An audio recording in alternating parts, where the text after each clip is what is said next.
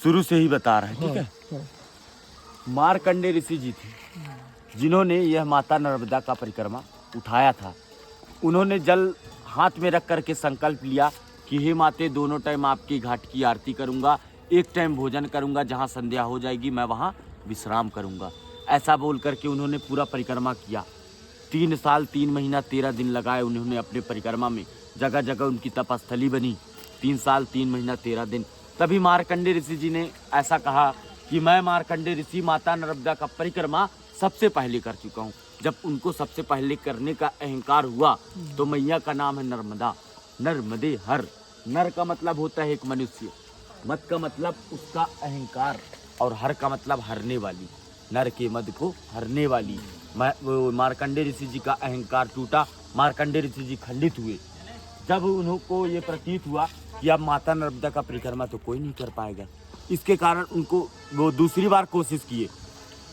जल लिया हाथ में और बोला, हे मैया, दोनों टाइम आपके घाट की आरती करूंगा, एक टाइम भोजन करूंगा, और जो मुझसे इतनी बड़ी भूल हुई, इतनी बड़ी गलती हुई, मेरा जो अहंकार था, उसके प्रायश्चित के लिए आपके दोनों तटों में हजारों नदी नालों का संगम है।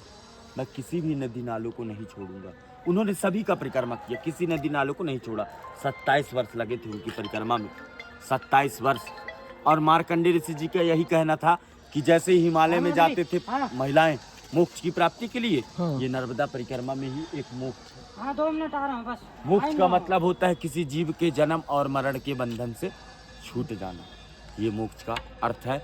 इसीलिए परिक्रमा करते हैं। बोलिए नर्मदे हर। एक मिनट सुनिएगा, ये मैया जो है अमरकंट पे जन्म ली है, शिव के कंठ से उत्पन्न हुई थी। वो रेवा कुंड स्थान है, वहां से मैया गुप्त रोड यहाँ आती थी। कहाँ? माइकी बगीचा पे।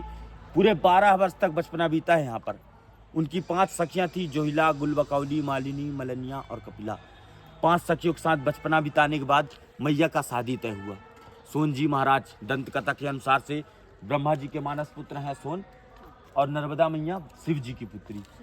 सोन और नर्मदा ये दोनों का लग्न तय हुआ था। 24 किलोमीटर दूर जो माई का मंडप है, वहां मैया तैयार हो रही थी, वस्त्र श्रृंगार कर रही थी। तभी मैया ने अपनी सखी जोहिला को कहा कि तुम बाहर देख कर आओ, बारात आया कि नहीं आया। तो जोहिला ने कहा, माते मेरे वस्त्र गंदे हैं, इस वस्त्र में मैं बाहर नहीं जाना चाहती।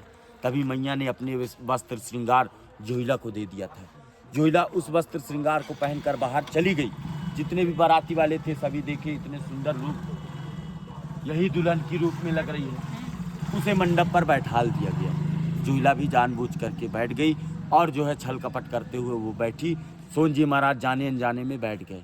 दोनों की शादी लग्न करा दिया गया। मैया तभी से कुंवारी कन्या के नाम से मानी गई। माता जी का शादी लग्न नहीं हो सका। मैया एक कन्या से जलधारा के रूप में परिणित होने का भी निर्णय ले ली। और जब वो जलधारा बनती है तो अमरकंट पे माता जी का मस्तक है, नाभि कुंड पे, नेवावर पे नाभि कुंड है, और चरण समुद्र में है। इस नदी का परिक्रमा आप इसलिए एक ही नदी का परिक्रमा किया जाता है, नर्मदा नदी, जो कि गंगा, जमुना, सरस्वती, माँ ताप्ती सभी से सर्वश्रेष्ठ है।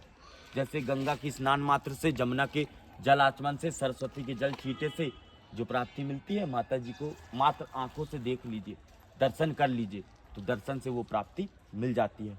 बोलिए नर्मदे नर्मदे। आप यही रास्ता है ना कहते? नर्मदे हर बाबा, नर्मदे हर। बढ़िया, आपको अच्छा लगा? बहुत बहुत। बाबाजींनी आपल्याला ऐसा दीजिएगा कि हम देख लीजिए। नर्मदे नर्मदे हर। बाबाजींनी आपल्याला खूप छान माहिती दिली, जी आपल्याला माहीत सुद्धा नव्हती। तर सगळ्यांनी एकदा म्हणूया, नर्मदे हर हर। हर। जय हो मैया, आपका अच्छे से पार लगे, घर द्वार में कभी परेशानी ना आए। नर्मदे हर। नर्मदे।